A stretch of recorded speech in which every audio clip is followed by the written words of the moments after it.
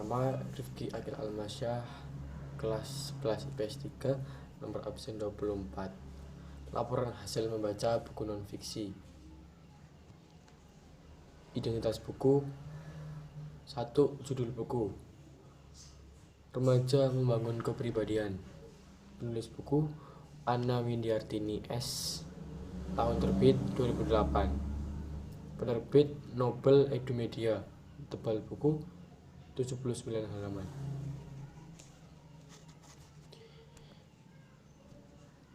Bab 1. Berbagai jenis kecerdasan dalam diri manusia. Menjelaskan tentang berbagai macam kecerdasan yang berada dalam diri manusia dan cara-cara yang bisa ditempuh untuk mengembangkan inteligensi kecerdasan tersebut. Dalam pembahasan ini diambil dari beberapa sumber yang sangat terpercaya, yaitu para ahli internasional yang sangat profesional di bidang inteligensi.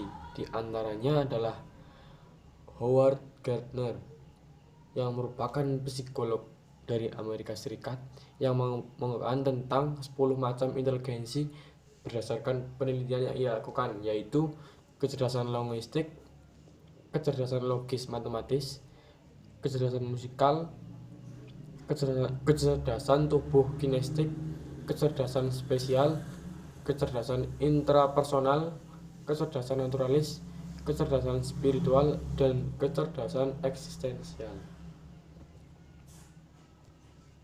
Pada bab 2, memanfaatkan berbagai inteligensi, dijelaskan bahwa setiap orang mempunyai potensi yang berbeda-beda dan tidak ada orang yang tidak mempunyai potensi, sehingga perlu dicari tahu dan perlu untuk dikembangkan.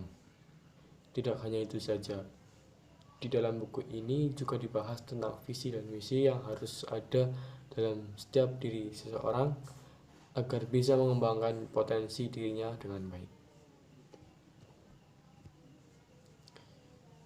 Pada bab 3, Study is Beautiful, meyakinkan pembaca bahwa belajar itu mudah dan belajar itu adalah suatu hal yang sangat indah dan menyenangkan, sehingga memunculkan motivasi tersendiri untuk lebih bersemangat belajar.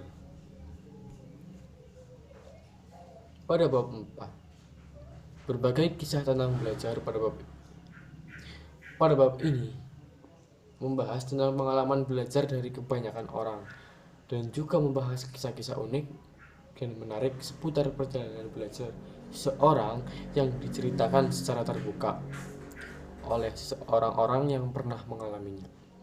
Cerita-cerita yang diangkat benar-benar membuat para pembaca termotivasi dan lebih bersemangat dalam belajar. Kelebihan buku. Buku ini mempunyai pembahasan yang singkat dan mudah dipahami.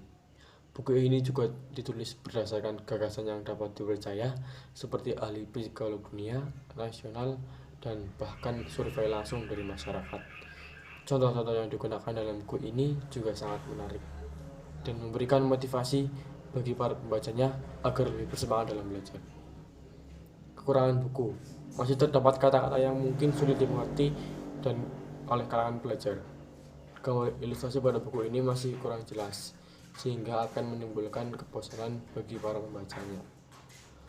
Motivasi dalam buku ini harus dianalisis lebih dalam lagi karena minimnya pemaparan bagi para pembaca.